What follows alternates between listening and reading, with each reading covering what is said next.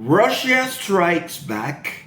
Ambassador of Russia is furious with Venezuela because Venezuelans chose not to save former dictator President Maduro, and instead Venezuelans facilitated United States incursion into Venezuela. Control of Venezuela has been set in favor of the United States. Venezuela is no longer in the sphere of influence, and the Russian ambassador must realize that he is expressing foreign interference in private domestic affairs of Venezuela, as Venezuelans were perfectly capable of collaborating with the United States for removal of Nicolás Maduro. That was a petition from most Venezuelans during years, even during the Chavez era. Russian ambassador in Venezuela has spoken with Venezuela's foreign minister Ivan Gil, and they reassert that the strategic partnership between Venezuela and Russia continues intact. However, President Delcy Rodríguez is engaging into new agreements with the United States, and Venezuelans will need to be cautious because both agreements might get into conflict, and in any case, the agreement with the United States will take priority because Russia lost the fight for having Venezuela as part of its sphere of influence. Program for Democratic Conviviality and Peace in Venezuela will build in its first 100 days a national plan oriented for multi-dimensional peace. Dialogue is fantastic. Venezuelan opposition, however, does not want dialogue. They want immediate fascism, vengeance, and eradication of recent Venezuelan history. Many of the political prisoners who were just released used to engage in constant conspiration against the regime, and they failed to address economic concerns. Journalists and politicians engage in conflict on purpose to get more followers. That is the reason why democracy no longer serves a purpose of a good system of government. Popularity is usually associated with conflict and mismanagement, while unpopular, economically sound ideas never earn enough votes. China has realized this all too well, and they enjoy excellent economic growth as they concentrate on issues that matter instead of wide-ranging propaganda for the masses.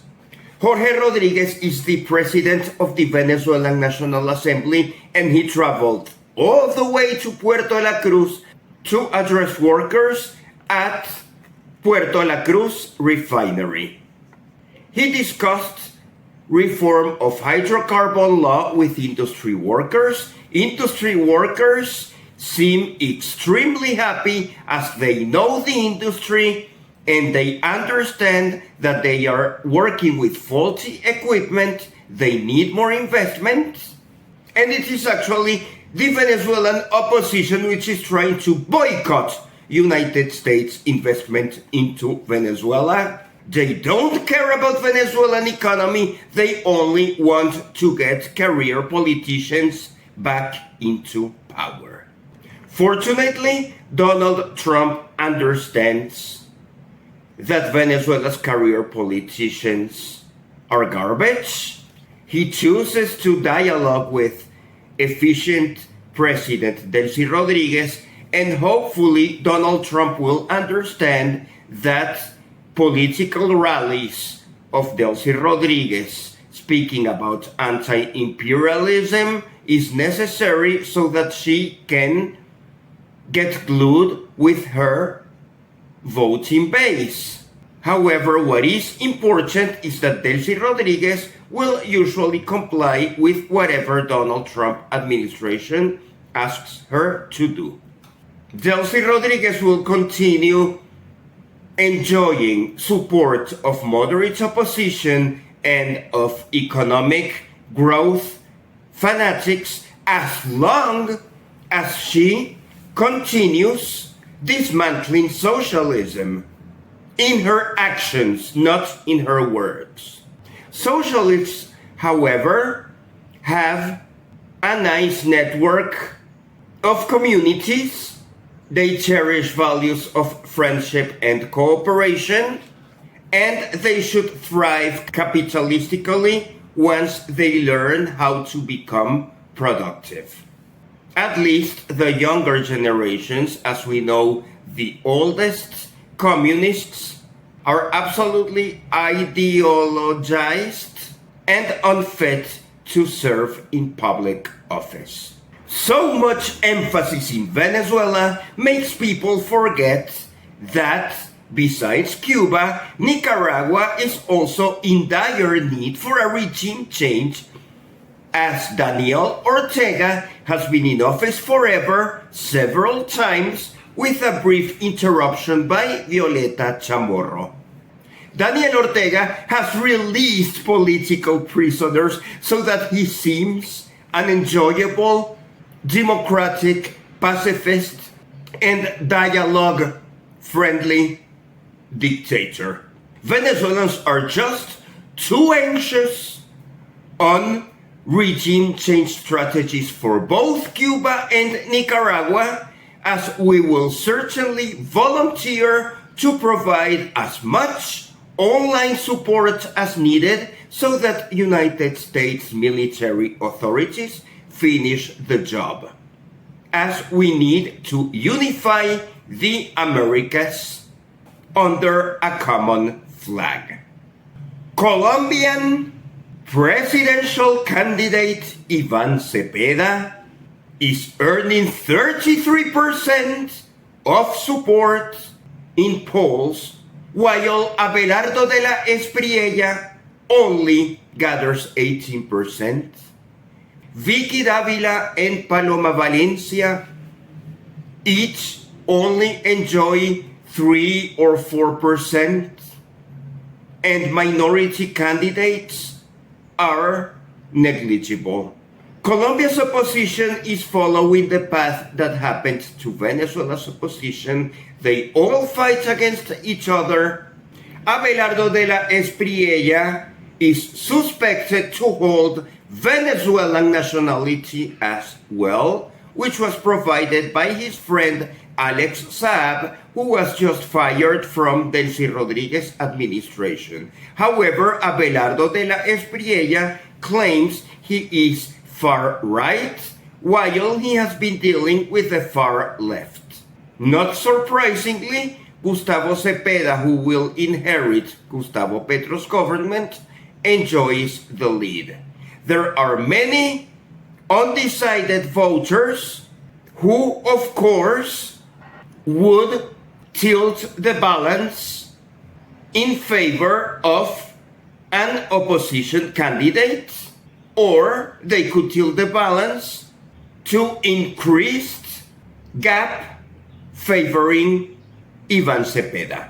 Greenland's colonial authorities emanating from Copenhagen, Denmark, continue prohibiting Greenlanders to achieve economic growth through sales of rare earth minerals. Greenland needs a population increase so that it does not revert forever as a United States protectorate. Greenland would need hundreds of thousands of inhabitants to become a state. Greenland's population is around 55,000 people only. Denmark's sterilization program to female Inuits in the 1970s is unfortunately taking its toll in the 21st century. Greenland yearns for economic development and repopulation, and that will only be possible through United States sovereignty. Reno Republican in name only Maria Elvira Salazar is obnoxious. She has a history of contradicting President Donald Trump. Miami, 27th District of Florida voters should revert to a Democratic candidate with no remorse, as Maria Elvira Salazar is not representing Donald Trump's wider plans for the country and the world. Maria Elvira Salazar is not supportive of Donald Trump's decision to work with President Delcy Rodríguez in Venezuela.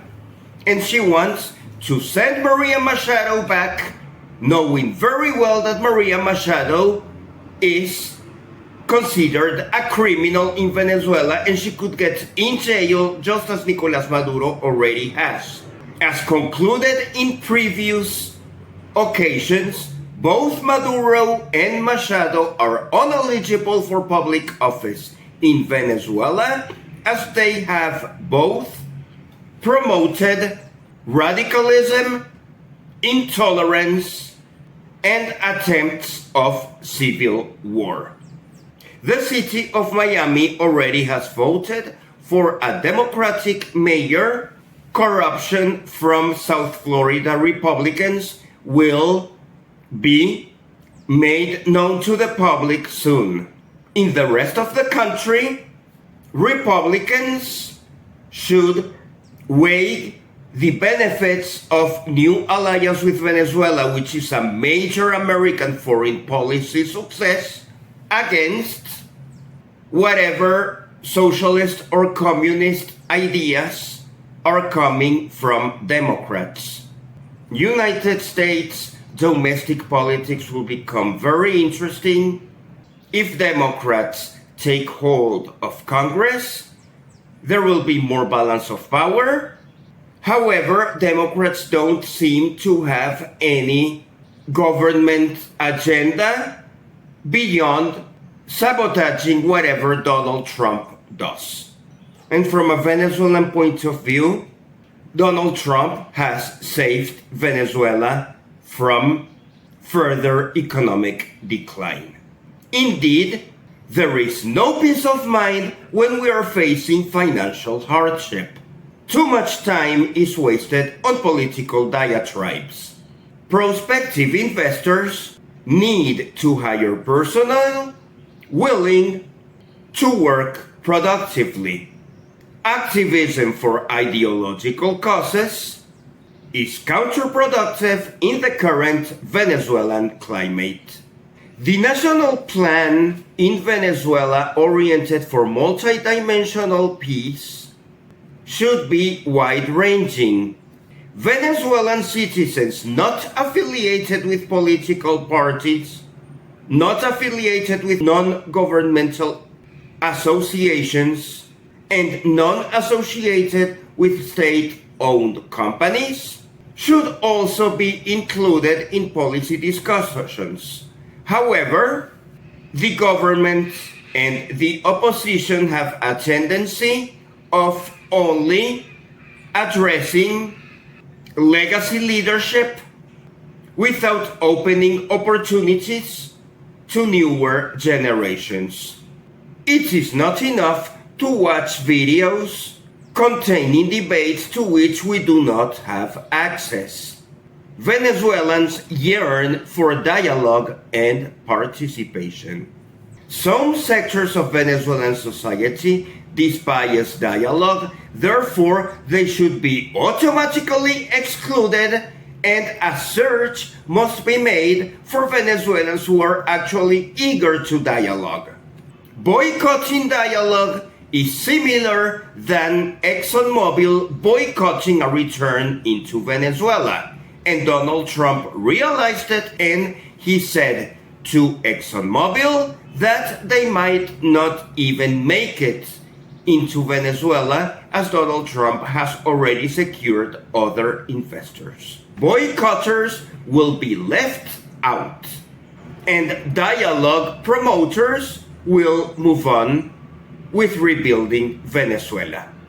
Previous Venezuelan administrations have been characterized by corruption. Transparency must be promoted. Pdvsa website provides insufficient information on geology, technical, and financial specifics. Self-criticism starts being noticed in the Chavista movement. President of National Assembly Jorge Rodríguez has expressed a desire that Pdvsa corrupts must be prosecuted. Venezuelan opposition deplores Jorge Rodríguez's recent call for transparency because Venezuela's culture, unfortunately, thrives on corrupt leadership, gaining loyalty from subordinates willing to tolerate corruption. Venezuela's business climate will change toward transparency.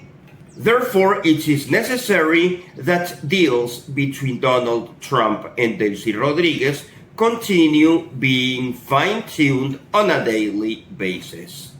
It might be exhausting for Delcy Rodríguez to work in tandem with Donald Trump. However, Delcy Rodríguez must realize that she will continue earning support of Venezuelan society as long as she gets along with Donald Trump. The minute Delcy Rodríguez reverts to communism, she will lose support and might not even be able to hold presidency much longer. While President Delcy Rodríguez is applying appropriate foreign investment policies in Venezuela, her constituents are deploring a drift away from socialism. Delcy Rodríguez pronounces two different discourses simultaneously. To her constituents, she claims anti-imperialism. To Donald Trump, she yields on whatever he needs. Venezuelans, however, should start protesting for all these drones that are being sent out at night to demand release of Nicolás Maduro and Cilia Flores. Nicolás Maduro and Cilia Flores have committed crimes. They are being prosecuted. Most Venezuelans wanted them in jail, and Delcy Rodríguez should concentrate on economic development through sales of oil and rare earth minerals, moving on away from discredited socialist corrupt ideology. It looks like her brother Jorge Rodríguez is more clear on this efficiency path than President Delcy Rodríguez. It might be prudent that Delcy Rodríguez confers with her brother and the National Assembly, who are very clear on Venezuela's new direction. Several political prisoners have been released over the weekend. The process of release has been gradual.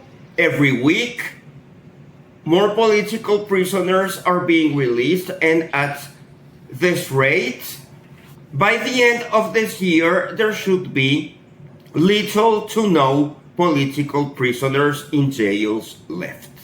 Many of them conspired against the government, and their activities tended to be subversive rather than promoting economic growth.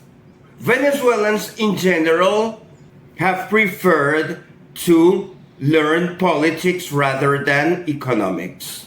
In most developed countries, private businesses and sound economics have promoted affluent societies, while politicians have been kept to a minimum. Venezuela's extreme ownership of Pdvsa has promoted a series of parasite opposition career politicians who just want to oust the government to engage themselves into corruption. It is hoped that as international enterprises for petroleum business arrive into Venezuela, there will be more demand for getting employed in nice productive jobs rather than spending or wasting lives in political diatribes that consist in speaking gossip against your opponent. Second discussion of hydrocarbon law will occur on Tuesday, January 27th, 2026. Article by article, we shall follow in detail which articles will be discussed, what will be the opposition provided by those who do not want economic development in Venezuela, and we hope that this discussion does not take forever and that by the end of the week or next week at the latest, the hydrocarbon law is passed, as Venezuela urgently needs to summon petroleum industry investors to develop green fields and brown fields. This transition between an old-fashioned socialist operation of petroleum state-owned company must urgently end. Venezuelans need the income and expectations of economic development are subject to the entry of foreign investment, and foreign investment will not enter until the hydrocarbon law reform is passed, as they are seeking for long-term political and security guarantees. Further items of legislative agenda in Venezuela will be addressed during the remainder of this year, as 2026 is the year where Venezuelans are preparing a long-term framework for economic progress, development, and prosperity for the remainder of the 21st century.